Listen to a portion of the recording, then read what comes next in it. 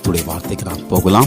இன்றைக்கு ஒரு தலைப்போடு கூட தேவனுடைய வார்த்தைகளை உங்கள் மத்தியில் நான் பகிர்ந்து கொள்ள விரும்புகிறேன். தடைகளை மேற்கொள்ளுதல் என்ற தலைப்பின் கீழ் சில வார்த்தைகளை உங்களோடு கூட நான் பேச விரும்புகிறேன். அருமையானவர்களே, நிச்சயமாக உங்கள் ஒவ்வொருக்கும் உங்கள் ஆவிக்குரிய ஜீவத்திற்கு இது மிகுந்த ஆசுதமாக இருக்கும் என்பது சந்தேகமே இல்லை. நம்முடைய ஆவிக்குரிய ஜீவியம் கிறிஸ்து வாழ்க்கை என்பது ஒரு சவால்கள் நிறைந்த, பல போராட்டங்கள் நிறைந்த ஒரு வாழ்க்கையாக இருக்கிறது. இப்படிப்பட்ட இந்த வாழ்க்கையில் சில போராட்டங்கள், சில சவால்கள் நமக்குள்ளே இருக்கும் அல்லது நமக்கு வெளியே இருக்கும். இப்படிப்பட்ட இந்த சவால்களையும் இந்த தடைகளையும் இதெல்லாம் மேற்கொண்டு வாழ்வது தான் கிறிஸ்து வாழ்க்கை என்பது. அத்லெட்டிக்ஸ், இந்த ஓட்டப்பந்தயம் ஓடுகிறவர்கள் நீங்கள் பார்க்கும்போது இதை பிக்சரில் நீங்கள் பார்ப்பீர்கள்.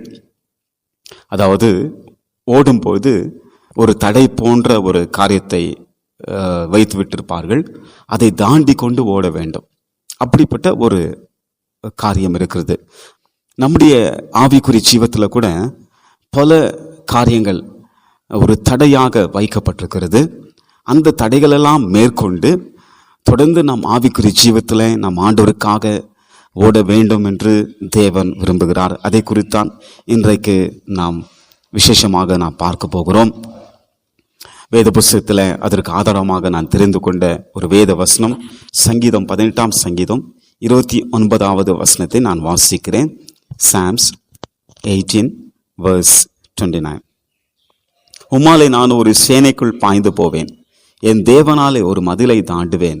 அருமையானவர்களை, சங்கீதக்காரன் தாவீது சொல்கிறார், ஒரு விசுவாசத்தோடு அறிக்கை பண்ணுகிறார், உம்மாலே நான் ஒரு சேனைக்குள் பாய்ந்து போவேன், என் தேவனாலே ஒரு மதிலை தாண்டுவேன்.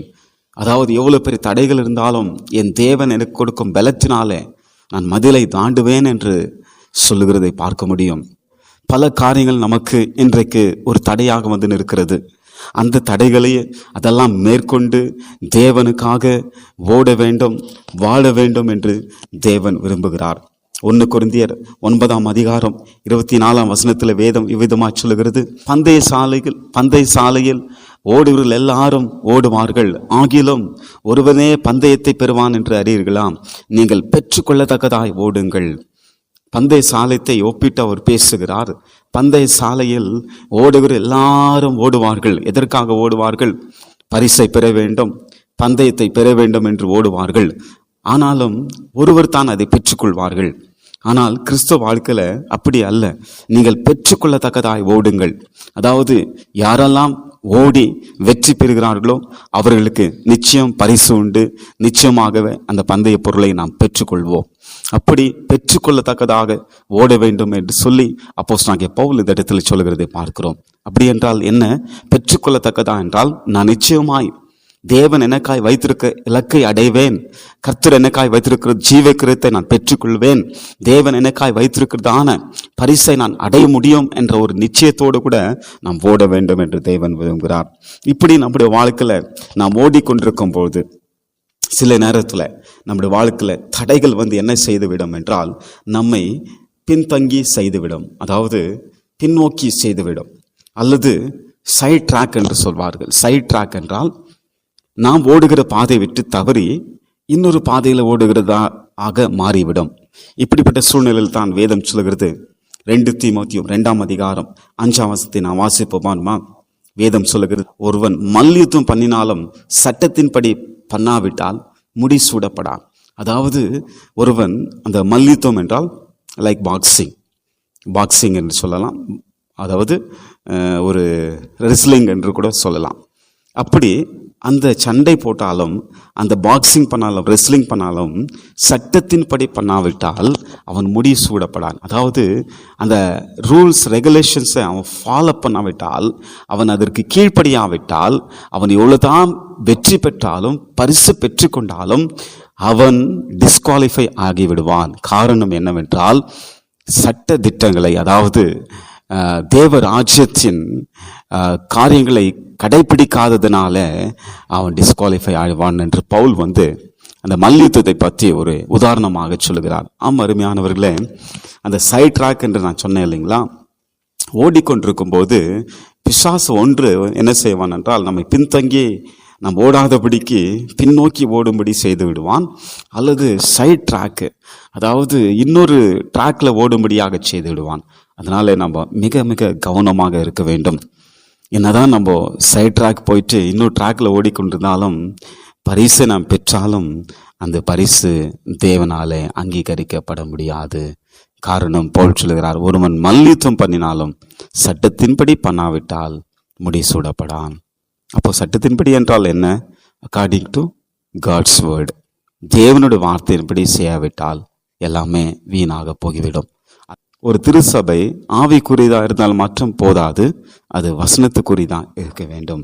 எனவே நம்முடைய வாழ்க்கையில் வருகிறதான எல்லா தடைகளையும் தாண்டி நாம் தேவனுக்காக ஓடுவோம். இன்றைக்கு ஒரு 5 தடைகள் 2 வார்த்தையாக நான் உங்களுக்கு சொல்ல போகிறேன். ஏன் அப்படி சொல்ல போகிறேன் என்றால், பேரலெல்லாம் இது ஒன்றாக வரும். இந்த வார்த்தை இந்த பிரச்சனைகள் ஒன்றாக வரும், ஒவ்வொன்றையும் தாண்டி செல்ல வேண்டும்.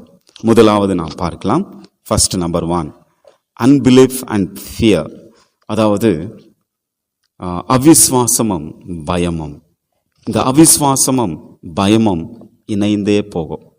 2 தீமோத்தேயு 1:7 நான் வாசித்து பார்ப்போமானால் வேதம் சொல்லுகிறது, 2 தீமோத்தேயு 1:7 தேவன் நமக்கு பயமுள்ள ஆவியை கொடாமல் பலமும் அன்பும் தெளிந்த புத்தியுள்ள ஆவியை கொடுத்திருக்கிறார். அருமையானவர்களே, அவிஸ்வாசம் வந்தால் பயம் கூட வந்துவிடும். பயம் இருக்குமானால் தேவன் மேல இருக்கிற நம்பிக்கை இருக்காது. எனவே அவிஸ்வாசமும் பயமும் இணைந்தே அது செல்லும். எங்க அவிஸ்வாசம் இருக்கிறதோ அங்கே பயம் இருக்கும், எங்கே பயம் இருக்கிறதோ அங்கே அவிஸ்வாசம் இருக்கும். இந்த 2த்தையும் நாம் தாண்டி செல்ல வேண்டும். இது ஒரு தடை போல, ஒரு தடையை தாண்டி செல்கிற போல ஒரு காரியம் இது நமக்கு முன்பாய் வந்து நிற்கும். இந்த பயத்தையும் இந்த அவிஸ்வாசத்தையும் தாண்டி நாம் ஓட வேண்டும் என்று தேவன் நம்மிடத்தில் எதிர்பார்க்கிறார். தேவனுக்கு பயமுள்ள ஆவியை கொடாமல் எப்படிப்பட்ட ஆவியை கொடுத்திருக்கிறாராம்? பலமும் அன்பும் தெளிந்த புத்தி உள்ள ஆவியை கொடுத்திருக்கிறார். தேவன் நமக்கு பலமான ஆவியை கொடுத்திருக்கிறார், அன்புள்ள ஆவியை கொடுத்திருக்கிறார், தெளிந்த புத்தி உள்ள ஆவியை கொடுத்திருக்கிறார். எனவே நாம் பயந்து அடிமதனத்துக்குள் போகாதபடிக்கு அந்த பயத்திலிருந்து நம்மை விடுதலை செய்து, அவிஸ்வாசத்திலிருந்து நம்மை விடுதலை செய்து தேவனுக்காய் வேகமாய் ஓட வேண்டும் என்று தேவன் விரும்புகின்றார். அருமையானவர்களே, வேதத்தில் ஒரு உதாரணத்தை நான் உங்களுக்கு சொல்ல போகிறேன். அதாவது யாத்ராகமம் 14 நாம் வாசித்து பார்ப்போமானால் வேதம் விவிதமாய் சொல்லுகிறது. ஒரு நிமிஷம் அந்த அதிகாரத்தை நாம் திருப்பிக் கொள்வோம். எக்ஸோடஸ் சாப்டர் 14 நமக்கு எல்லாருக்கும் தெரிந்த ஒரு சம்பவம் தான். இஸ்ரவேல் மக்கள் எகிப்திலிருந்து வெளியே வருகிறார்கள். மோசே அவர்களை அழைத்து கொண்டு வருகிறார். அப்படி வந்து கொண்டிருக்கும் பொழுது அதாவது அவர்கள் போய்கொண்ட அந்த பிரயாணத்துல பின்பாக பார்வோன் சேனைகள் வந்து சூழ்ந்து கொண்டிருக்கிறது. எதிரிலே அவர்கள் போக முடியவில்லை. காரணம், சிவந்த சமுத்திரம் முன்பாக வந்து நின்று கொண்டிருக்கிறது. அந்த சமயத்தில் இஸ்ரவேல் மக்கள் பார்வோனுக்கு பார்த்து பயந்தார்கள். பயந்தது மாத்திரமல்ல, பயம் வந்தவுடனே தேவன் மேல இருக்கிற நம்பிக்கை போய்விட்டது. என்ன சொன்னார்கள்? மோசே பார்த்து முறுமுறுக்க ஆரம்பித்தார்கள். மோசே, ஏன் எங்களை எகிப்திலிருந்து எங்களை இந்த இடத்துல கொண்டு வந்தீர்? நாங்கள் எகிப்தில் இருந்தால் நலமா இருந்திருக்கோமே, ஏன் எங்களை கொண்டு வந்தீர்? தேவன் மேல நம்பிக்கை போய்விட்டது, பயம் வந்து விட்டது. அப்போது அந்த சமயத்துல தான் மோசே அவர்களை பார்த்து சொல்கிறான். யாத்ராகம் 14:13 வேதம் சொல்கிறது, அப்போது மோசே ஜனங்களை நோக்கி, பயப்படாதிருங்கள், நீங்கள் நின்று கொண்டு இன்றைக்கு கர்த்தர் உங்களுக்கு செய்ய ரட்சிப்பை பாருங்கள். இன்றைக்கு நீங்கள் காண்கின்ற எகிப்தரை இனி என்றென்றைக்கும் காண மாட்டீர்கள் என்று சொல்லுகிறார். கர்த்தர் உங்களுக்காக யுத்தம் பண்ணுவார் என்றான். இப்படி சொல்லிவிட்டு அவன் தேவனை நோக்கி கூப்பிடும் பொழுது தேவன் அவனை பார்த்து, மோசே பார்த்து சொல்லுகிறார், நீ என்னிடத்தில் முறையிடுகிறது என்ன? புறப்பட்டு போங்கள் என்று இஸ்ரவேல் புத்திரருக்கு சொல்லு. புறப்பட்டு போங்கள், ஒரு வார்த்தை தான். கோ ஃபார்வர்ட், கோ ஃபார்வர்ட், புறப்பட்டு போங்கள், முன்னே போங்கள். ஆண்டவராகிய தேவன் இன்றைக்கு இந்த அவிஸ்வாசமும் பயமும் நாம் தாண்டி செல்ல வேண்டும் என்றால் ஒரே ஒரு காரியத்தை செய்ய வேண்டும். நாம் ஒரே இடத்துல நிற்கக்கூடாது. கோ ஃபார்வர்ட், முன்பாக போ. எப்படி போவது? விசுவாசத்தோடு போ. எதுவுமே நமக்கு தெரியாவிட்டாலும், நம்புவதற்கு ஏதுவில்லாவிட்டாலும், நம்பிக்கைக்குரிய அடையாளங்கள் இல்லாவிட்டாலும், we should go forward. நாம் முன்னே போக வேண்டும். அது ஒரு தான் பரலோகத்திலிருந்து ஒரு வார்த்தை வருகிறது. இஸ்ரவேல் மக்களுக்கு பரலோகத்திலிருந்து ஒரு வார்த்தை வருது, புறப்பட்டு போங்கள். ஒருவேளை அவங்க திகைக்கலாம், ஐயோ எப்படி போவது, செங்கடல் முன்பாக வந்து நிற்கிறதே என்று சொல்லி. ஆனாலும் புறப்பட்டாங்க, போனாங்க பாருங்க. மோசே தன்னுடைய கோலை நீட்டும் பொழுது அந்த செங்கடல் 2ஆய் பிளந்தது. என்றைக்கு நாம் விசுவாசத்தோடு கோ ஃபார்வர்டு என்று ஆண்டவர் சொல்லும் போது நம்ம புறப்பட்டு போகிறோமோ, அந்த சமயத்தில் அருமையானவர்களே வழி விடுகிறதை நாம் பார்க்க முடியும். நமக்கு முன்பாய் வழி திறக்கிறதை பார்க்க முடியும். நாம் யோசித்து கொண்டிருக்கலாம், ஐயோ வழியே இல்லையே என்று சொல்லி அப்படியே நாம் யோசித்து கொண்டிருப்போமானால், அப்படியே நின்று கொண்டிருப்போமானால் நமக்கு முன்பாக வழி திறக்காமலே போய்விடும். ஆனால் ஆண்டவராகிய தேவன் சொல்லுகிறார், கோ ஃபார்வர்டு, முன்பாக போ. நீ முன்பாக போவனால் உனக்கு முன்னாலே நான் போய் வழியை நான் திறப்பேன் என்று கர்த்தர் சொல்லுகிறார். அப்படியே முன்னாடி போங்க, விசுவாசத்தோடு போங்க. ஒரு ஸ்டெப் நீங்க எடுத்து வச்சீங்கன்னா அடுத்த ஸ்டெப் ஆண்டவர் காட்டுவதற்கு அவர் வல்லமுள்ள தேவனா இருக்கிறார். நாம் தரிசித்து நடவாமல் விசுவாசித்து நடக்க வேண்டும் என்று வேதம் நமக்கு அறிவுரை உறுத்துகிறது, அறிவுரை சொல்லுகிறது. 2வது, second one, burdens and sins, பாரமும் பாவமும். இதுவும் இணைந்தே செல்லும். பாவமும் பாரமும் என்ற வார்த்தை நீங்க பார்த்தீங்கன்னா எபிரேயருக்கு நிருபம் 12ஆம் அதிகாரம் 1ஆம் வசனத்தை நான் உங்களுக்கு வாசித்து காட்ட விரும்புகிறேன். The book of Hebrew chapter 12 verse 1. ஆகையால் மேகம் போன்ற இத்தனை திரளான சாட்சிகள் நம்மை சூழ்ந்து கொண்டிருக்க, பாரமான யாவற்றையும் நம்மை சுற்றி நெருங்கிற பாவத்தையும் தள்ளிவிட்டு விசுவாசத்தை துவக்கிறவரும் முடிக்கிறவருமா இருக்கிற இயேசுவை நோக்கி நமக்கு நியமித்திருக்கிற ஓட்டத்தில் பொறுமையோடு ஓடக்கடவோம். அருமையானவர்களே, பாரமான யாவற்றையும் நம்மை சுற்றி நெருங்கி இருக்கிற பாவத்தையும் உதறி தள்ளிவிட வேண்டும். Burdens and since. ஒரு பக்கம் பாரம், வெயிட், அந்த பாரம் தடைகள் வந்து நிற்கும், தடையாக வந்து நிற்கும். பாவம் அது ஒரு தடையாக வந்து நிற்கும். நமக்கு முன்பாக சத்ரு அதை வைத்து விட்டிருக்கிறான். நம்ம இதை தாண்டி ஓட வேண்டும். கிறிஸ்துவ வாழ்க்கையில் இன்றைக்கு இப்படிப்பட்ட தடைகள் தேவ பிள்ளைகள் மத்தியில் இருக்கிறது. பாரங்கள் இன்றைக்கு நம்மை அழுத்துகிறது. திருமணம் ஆகவில்லை என்று சொல்ல பாரம், வேலை கிடைக்கவில்லை என்ற ஒரு பாரம், குடும்ப சூழ்நிலைகள், பொருளாதார நெருக்கடிகள், அன்றாட வாழ்க்கையில வாழ முடியாமல் தவிக்கிற காரியங்கள், இதெல்லாம் பார சுமைகள் வந்து அழுத்தும் போது இந்த பாரங்கள் வந்து ஒரு பெரிய தடையாக நிற்கிறது. இதை தாண்டி செல்ல வேண்டும் என்று தேவன் விரும்புகிறார். இதுக்கு ஒரே ஒரு காரணம், ஜெபம். ஆண்டு சமூகத்துல போய் ஜெபிக்க வேண்டும். வேதம் சொல்லுகிறது, பிலிப்பியர் 4ஆம் அதிகாரம் 6ஆம் வசனத்துல, நீங்கள் ஒன்றுக்கும் கவலைப்படாமல் எல்லாவற்றையும் குறித்து ஸ்தோத்திரத்தோடு கூட ஜெபத்தினாலும் வேண்டுதனாலும் தேவனுக்கு தெரியப்படுத்துங்கள். அருமையானவர்களே, தேவனுக்கு தெரியப்படுத்திட்டீங்களா? உங்க பிரச்சனைகள், உங்கள் பாரங்கள், நீங்களே அதை சுமக்க கூடாது. வேதம் சொல்லுகிறது, கவலை தன் ஆவியை ஒடுக்கும். நீங்கள் கவலைப்படுவீர்களானால் உங்கள் வாழ்க்கையில வீணான பிரச்சனைகள் வரும். ஆனால் கவலையை நீங்க ஆண்டவர் சமூகத்தில் வைக்க வேண்டும் என்று தேவன் எதிர்பார்க்கிறார். கர்த்தர் மேல் பாரத்தை வைத்து விடு, அவர் உன்னை ஆதரிப்பார். நீதிமானை ஒருபோது அவர் தள்ளாட விட மாட்டார். அருமையான தேவ பிள்ளைகளை, உங்கள் பாரங்கள், உங்கள் கவலைகள், உங்கள் வேதனைகளை அத்தனையும் தேவ சமூகத்தில் வைத்து விடுங்கள். தேவனுக்கு தெரியப்படுத்துங்கள். ஆண்டவருக்கு தெரியப்படுத்துங்க. ஆண்டவருக்கு தெரியப்படுத்திட்டீங்கன்னா நமக்கு ஒரு பெரிய சமாதானம் வந்து விடும். நான் கர்த்தருக்கு தெரியப்படுத்திட்டேன், கர்த்தருக்கு நான் சொல்லிட்டேன் என்று சொல்லி ஒரு பெரிய சமாதானம் நமக்குள்ள வந்துவிடும். அருமையானவர்களே, நம்முடைய பாரத்தை நாம் சுமக்காமல் தேவ சமயத்துல வைத்து விடுவோம். ஆண்டவராக இயேசு கிறிஸ்து சொன்ன வார்த்தையை சற்று கவனித்து பாருங்க. நாளை தினத்து குறித்து கவலைப்படாதுங்க. என்னத்தை உடுப்போம், என்னத்தை சாப்பிடுவோம் என்று கவலைப்படாதீங்க. காகங்களை கவனித்து பாருங்கள், பட்சிகளை கவனித்து பாருங்கள், பறவைகளை கவனித்து பாருங்கள். அவைகள் உழைக்கிறதும் இல்லை, நோக்கிறதும் இல்லை, ஆனாலும் பரமபிதா அவைகளை பிழை போட்டுகிறார். அவைகளை பார்க்கலும் நீங்கள் விசேஷித்தவர்கள் என்று ஆண்டவராகிய தேவன் சொல்லுகிறார். பறவைகளுக்கு பரமபிதா இல்லை, ஆனால் அதை காட்டில விலையேற பெற்றுள்ளா இருக்கிற மனிதர்களாகிய நமக்கு, தேவ பிள்ளைகளாகிய நமக்கு ஒரு பரமபிதா, நம்மை எப்போதும் கவனித்து கொண்டிருக்கிற, நம்ம கரிசனை உள்ள, நம்மை ஆதரிக்கிற, நம்மை போஷிக்கிற, நம்மை உடுத்துகிற, நம்மை பலப்படுத்துகிற ஒரு பரமபிதா நமக்குள் இருக்கிறபடினால், நம்மோடு கூட இருக்கிறபடினால் நம் கவலையெல்லாம் அவர் மேலே வைத்துவிடும். அது மாத்திரமல்ல, நம்மை சுற்றி நிற்கிற பாவம், இது ஒரு பெரிய ஒரு தடையாக இருக்கிறது. அருமையானவர்களை, பாவத்தை மேற்கொள்ள வேண்டும். ஒவ்வொரு நாளும் தேவனுடைய வல்லமையை சார்ந்து சிம்சோனை எடுத்துக்கொள்ளுங்கள். தேவனாய் கர்த்தர் சிம்சோனை விசேஷமாய் தெரிந்து கொண்டார். விசேஷத்தை அபிஷேகத்தினாலும் பலத்தினாலும் நிரப்பினார். கர்த்தர் அவனுக்கு அன்யூஷுவல் பவரை, ஆண்டவராகிய தேவன் ஒரு விசேஷத்தை வல்லமை கர்த்தர் கொடுத்திருந்தார். ஆனால் இதெல்லாம் பெற்றிருந்தோம், தன்னை சுற்றி நெருங்கிருக்கிற பாவத்தில் அவன் விழுந்தவனாய் தன் பலத்தை இழந்து பார்வையை இழந்து, சக்தியை இழந்து, எல்லாவற்றையும் இழந்து நிர்கதியாக அந்த இடத்துல நிற்க ஆரம்பித்தான். அந்த பெலிஸ்தர் மத்தியில.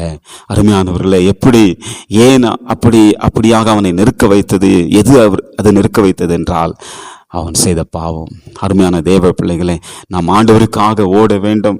இப்படிப்பட்டதான இந்த தடைகளை தாண்ட வேண்டும் என்றால் நாம் நம்முடைய பலத்தை சார்ந்து கொள்ளாமல் தேவ பலத்தை சார்ந்து கொள்வோம். அப்பொழுதுதான் நம்மால் பாவத்தை மேற்கொள்ள முடியும்.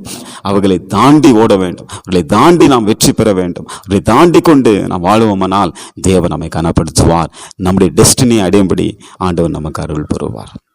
நம்பர் 3, மூணாவது, டிஸ்ட்ராக்ஷன் அண்ட் ஸ்டாகினேஷன். அதாவது தமிழில் சொல்ல வேண்டும் என்றால் திசை திருப்பப்படுதலும் தேங்கி நிற்பதும். திசை திருப்பப்படுதலும் தேங்கி நிற்பதும். வேதத்தில் ஒரு வசனத்தை உங்களுக்கு நான் வாசித்து காட்ட விரும்புகிறேன். பிலிப்பியருக்கு நிருபம், அப்போஸ்தலனாகிய பவுல் பிலிப்பியருக்கு நிருபம் 3ஆம் அதிகாரத்துக்கு நாம் திருப்பிக் கொள்வோம். த புக் ஆஃப் பிலிப்பியன்ஸ், பிலிப்பியருக்கு நிருபம் 3ஆம் அதிகாரம்.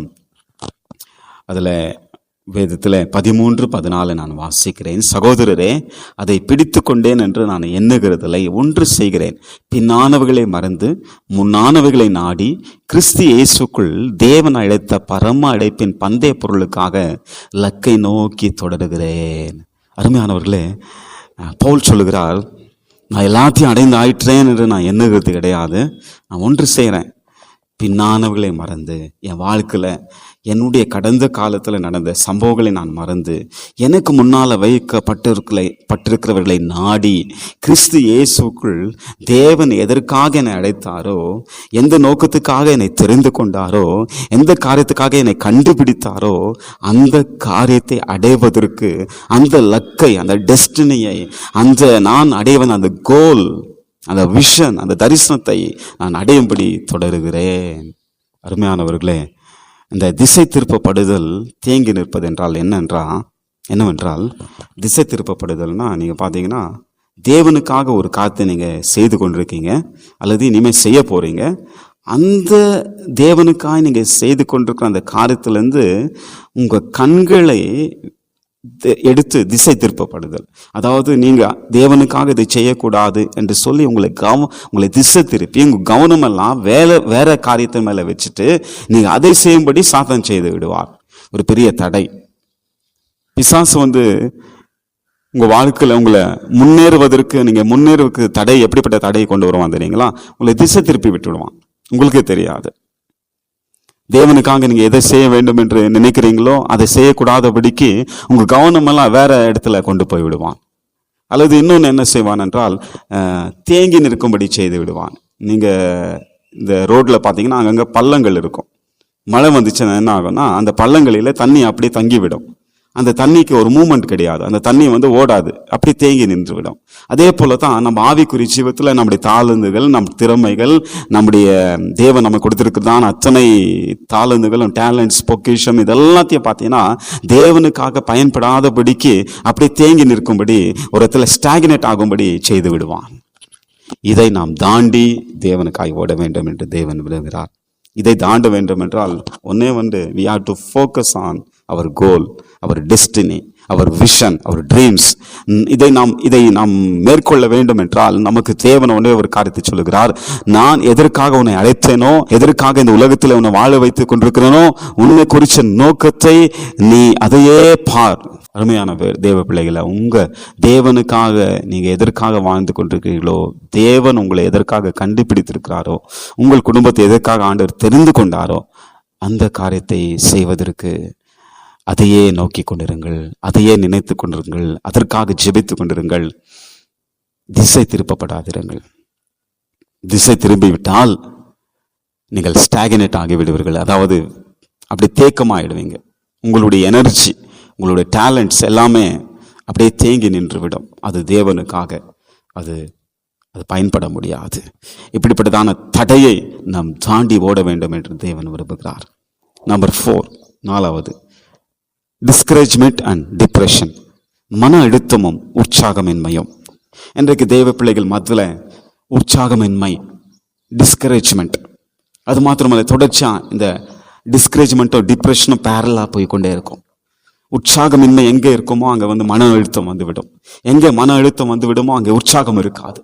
இப்படிப்பட்ட இந்த காரியத்துல ஓடிக்கொண்டிருக்கும் பொழுது இப்படிப்பட்ட ஒரு தடையை பிசாசு கொண்டு வந்து நிறுத்துவான். இதையும் தாண்ட வேண்டும் என்று தேவன் விரும்புகின்றார். அருமையான தேவ பிள்ளைகளே, எலியா குறித்த ஒரு உதாரணத்தை நான் உங்களுக்கு சொல்லுகிறேன். எலியா ஒரு பெரிய தீர்க்கதரிசி தான். ஆனாலும் ஒரு கொலை மிரட்டலுக்கு பயந்து, எசபேலுக்கு பயந்து போய் சூரிய செடிகளை போய் அவர் அப்படி தூங்கிவிட்டார். போதாண்டவரை என் உயிரை எடுத்துக்கொள்ளும் என்று சொல்லி 1 ராஜாக்கள் 17ஆம் அதிகாரத்துல ஓஹோ என்று தேவனுக்காக வைரக்கமாய் வானத்திலிருந்து அக்கினை வரவழைத்து கர்த்தரே தெய்வம் என்று நிரூபித்த ஒரு பெரிய தீர்க்கதரிசி தான்.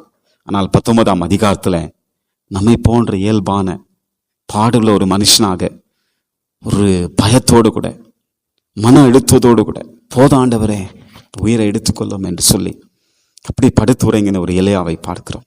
ஆனால் தேவன் விட்டுவிடவில்லை. தட்டி எழுப்பி தலைமாட்டில் அவனுக்கு தண்ணீரையும் அப்பத்தையும் கொடுத்து, எலியாவே உனக்கு எங்க இந்த வேலை, உனக்கு என்ன இந்த இடத்துல வேலை, நீ எழுந்து போ, நீ பண்ண வேண்டிய பிரயாணம் வெகு தூரம் என்று ஆண்டவர் சொல்லி அவனை தட்டி எழுப்பி அனுப்புகிறார். வேதம் சொல்லுகிறது, தேவன் கொடுத்த அந்த போஜனத்தினால அவன் அந்த பலத்தினால 40 நாட்கள் அவன் நடந்து போனான் என்று வேதம் சொல்லுகிறது. அருமையானவர்களே, அந்த டிஸ்கரேஜ்மெண்ட் இளையாவோட வாழ்க்கையில வந்துச்சு, டிப்ரெஷன் இளையாவோட வாழ்க்கையில வந்துச்சு. தேவன் அவனுக்கு அந்த போஜன பலத்தை கொடுத்து நடக்க வைத்தார், ஓட வைத்தார். 40 நாட்கள் அந்த பலத்தினாலே ஓரேப் என்ற பர்வதம் வரைக்கும் அவன் நடந்தான் என்று வேதம் சொல்லுகிறது. நம்முடைய வாழ்க்கையில கூட அதாவது இந்த டிஸ்கரேஜ்மெண்ட் எல்லாம், இந்த டிப்ரெஷன் எல்லாம் நாம் மேற்கொள்ள வேண்டும் என்றால் நமக்கு வைத்திருக்கிற ஒரு போஜனம் தேவனுடைய வார்த்தையே. வேதம் சொல்லுகிறது, மனுஷன் அப்பத்தினால் மாத்திரம் அல்ல, தேவனுடைய வாயிலிருந்து புறப்படுகிற ஒவ்வொரு வார்த்தையினாலும் பிழைக்கிறான் என்று வேதம் சொல்லுகிறது. நம்முடைய ஆத்துமா, நம்முடைய சரீரம், நம்முடைய ஜீவன் வாழ வேண்டும் என்றால் தேவனுடைய வார்த்தை இல்லாமல் நம்மால வாழ முடியாது. அதுதான் இன்றைக்கு உங்களுக்கு கொடுக்கப்பட்டிருக்கிறதான ஆவிக்குரிய அப்பம். அந்த அப்பத்தை ஒவ்வொரு நாளும் நாம் புசிக்க வேண்டும் என்று தேவன் விரும்புகிறார். அந்த அப்பத்தின் பலத்தினால் மாத்திரமே நாம் நம்முடைய வாழ்க்கையில இப்படிப்பட்டதான தடைகளை நாம் மேற்கொண்டு ஓட வேண்டும் என்று தேவன் விரும்புகிறார். மன அழுத்தங்களும் உற்சாகமின்மையும் மேற்கொள்வதற்கு தேவன் நமக்கு ஒரு பக்கபலமாக கர்த்தருடைய வார்த்தைகளை கொடுத்திருக்கிறார். அந்த வார்த்தைகளை படிங்க, தியானிங்க, மெடிடேட் பண்ணிக்கொண்டே இருங்க. அந்த பலம் உங்களை காக்கும். இப்படிப்பட்டதான எல்லா தடைகளையும் மேற்கொள்ள உங்களுக்கு உதவி செய்யும். நம்பர் 5, கடைசியாக 5வது, self righteousness and self pride. சுய நீதியும் சுய பெருமையும். சாத்தான் சில டைம்ல நமக்கு முன்பாக இந்த சுய பெருமை என்ற, இந்த சுய நீதி என்ற ஒரு தடையை கொண்டு வைத்து விடுவான். இதையும் தாண்டி செல்ல வேண்டும் என்று தேவன் விரும்புகிறார்.